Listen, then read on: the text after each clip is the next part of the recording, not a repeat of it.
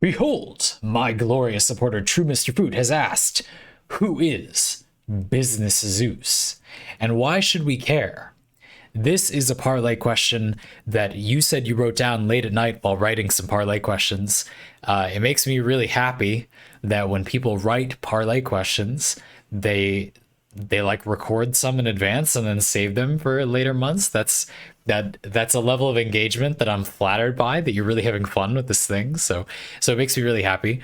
And one thing it's fun about Mr.FOoT is there's often these like really serious involved parlays, like the previous one about asymmetrical communication on Twitch. Really interesting, really insightful topic. And this one is just like, who knows what that meant, it could be anything. So we will now decode, yes, Business Zeus. Now we all know who Business Zeus is, but just to recap for people not in the know. No, of course I'm being silly. We have to figure out what this means. Yeah, when I evaluate parlay, it's often insightful, like how much text or like what kind of framing there was. I try to use the materials given in some way. Sometimes there's a lot, and I use that as an idea that the person wants a lot of examples. So even if I don't use those, I should use my own. Or, it's a pretty structured couple of paragraphs and not a bunch of data. I try to just read it because it can often fit pretty well. It's really open-ended like this. You want, all the interpretations. That's usually how I answer these. So let's interpret. What could it mean? Should we use your previous parlays to figure it out? Well, here's some initial things I thought. So Hades, we play Hades on the stream. Maybe Zeus referring to Hades? What's there? Well, Zeus isn't very businesslike. Certainly not the way that Zeus is represented in Hades or a lot of mythology. He's kind of like the playboy god a little bit sometimes, kind of sleeps around a bit, making demigod babies with mortal women. Doesn't seem very businesslike. In Hades, I do think that Zeus is fairly reliable, pretty well suited to the game of Hades. Zeus is a pretty basic god, and most of Hades involves having multiple targets. Now, Zeus adds chain lightning effects to your abilities.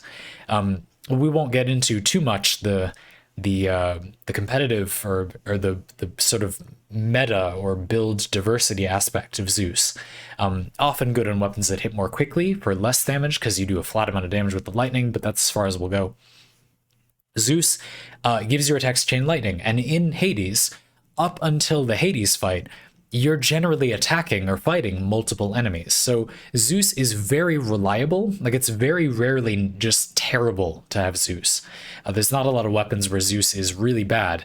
Even if your weapon hits slowly and for a lot of damage, a situation where Zeus is not particularly strong, probably where Zeus is the worst, you are still adding the ability to hit multiple targets. Maybe the weapon cleaves, but a lot of weapons, some part of them won't. And so even in that worst case, it's fairly likely that Zeus is benefiting you in some way. Zeus is a very by-the-book god, in my estimation. I actually thought Zeus was pretty bad when I first started playing Hades, but anyway, I was totally wrong. Zeus is also, in my mind, kind of like a duoboon-focused god, being the king of the gods, or however you want to put it, of the pantheon. Zeus is kind of flavored in Hades, I think, as having like really particular duoboons. Like I don't know, maybe not, but they really stick out to me. So I don't know. Those are some Business Zeus things. Some ways in which Zeus can be worded as a kind of business-like, by the book god, or a kind of getting down to business god. Casual, but seriously effective. And we can all resonate with that, right? That's something we can all enjoy, is the idea that we're relaxing. We're having a good time in life. That don't mean we have to be ineffective. Our efficacy can coexist with our relaxation, and Zeus embodies that better than most. As I look to the stormy skies on the night I'm recording this parlay, sure, Business Zeus makes perfect sense. As I said at the beginning of the parlay, we all know who Business Zeus is. Just a little recap for those of us who, you need a little memory jog. Sure, perfectly acceptable. I gotcha covered. And now we need to get down to the meat and the potatoes, for those are Zeus's favorite foods, as we all know. Uh, and talk about some more things about Business Zeus. Yeah, I mean, I think one aspect of Zeus as a god in the pantheon, and of the Greco-Roman pantheon in general, of certain types of pantheons, is that they're in this category of viewing gods as like the extreme version of a thing rather than the perfect version of a thing. And Zeus is a very good example of that. I kind of think of Zeus positively, Business Zeus, as it's like you're so powerful that you can be casual, that you can be informal, that you can sleep around, and just have these massive consequences in the world because you're so powerful that it's the imperfection is just irrelevant. It just like doesn't even matter.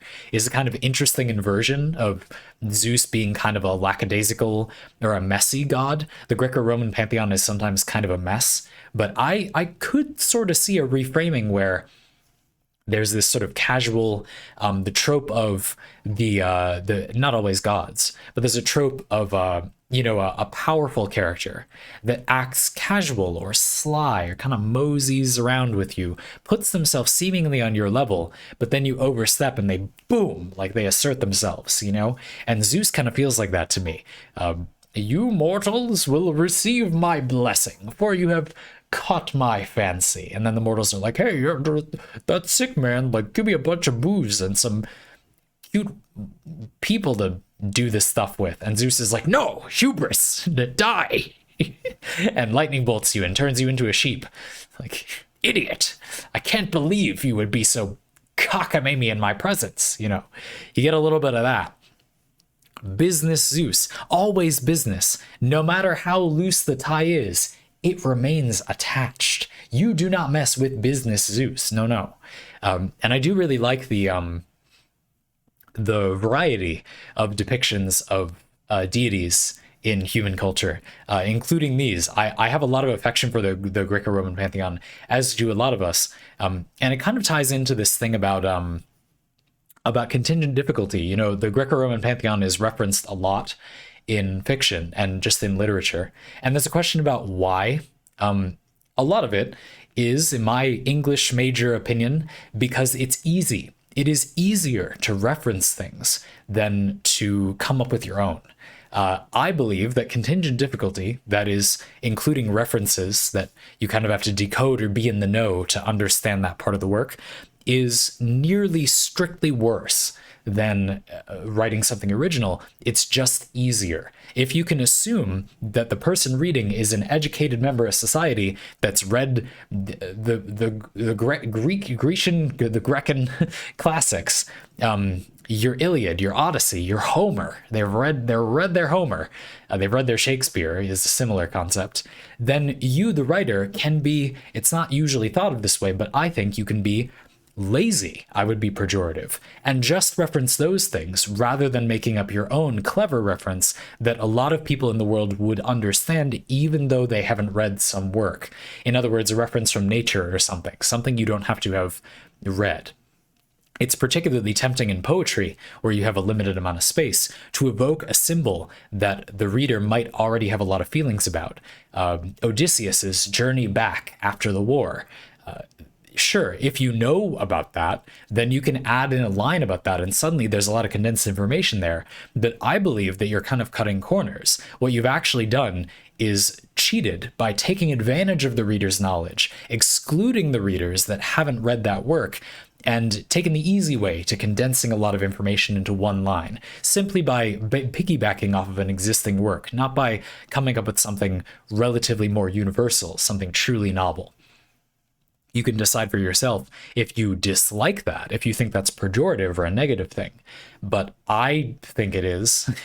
I think it leads to a lot of the gatekeeping and the superiority and the snobbiness, the self-involvement of literature, and that many of these works are maybe not so great. They're just something that makes you feel good if you know the prerequisite information. It feels clever, but overall, it's kind of a cop-out compared to what would be a real move forward in writing, for example.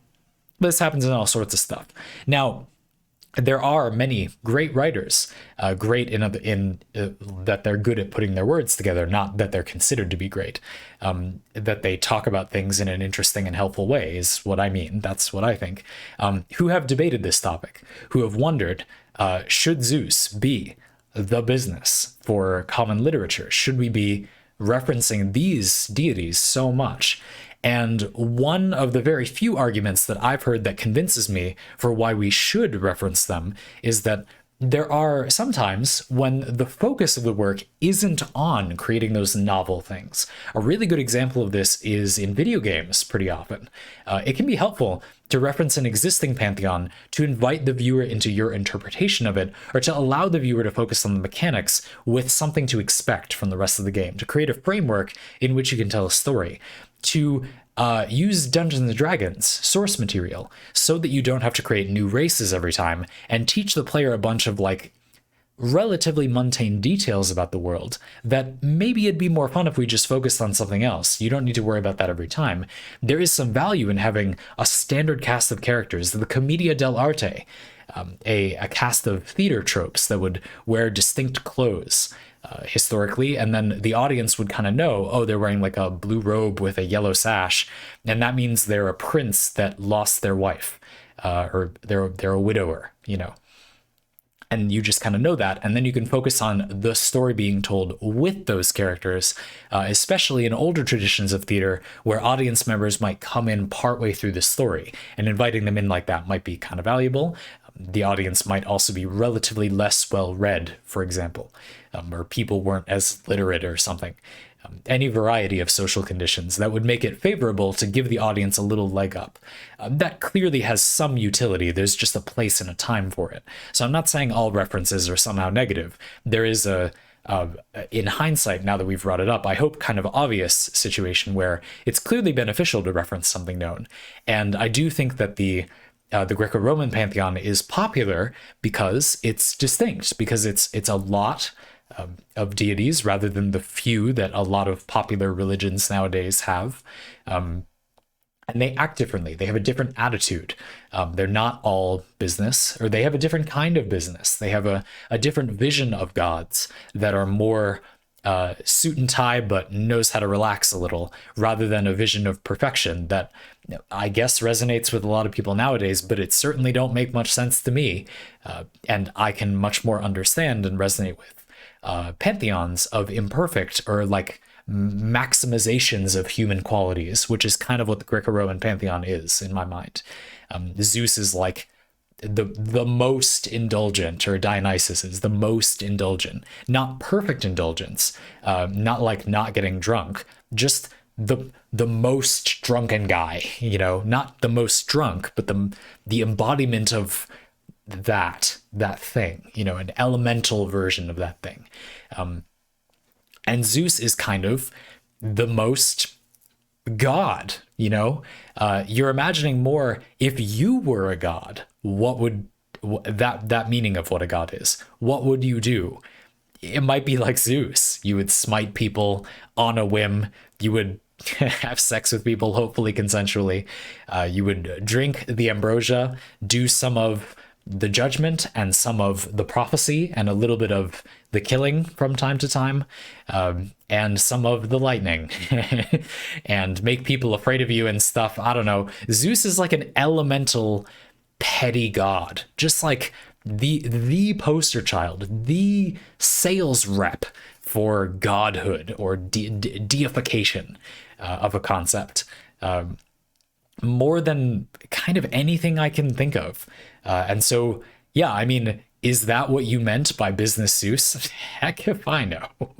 But it sure as hell is an interesting version, I think, to consider how Zeus is a kind of elemental idea of a god, of a god that your average person can maybe resonate with, can kind of understand maybe, but is still undeniably of godly status. At least I would argue so. Business Zeus, tighten that tie. It's all good. We can appreciate your very unique flair as a professional, unprofessional. What a guy. Let's have a hand for Business Zeus.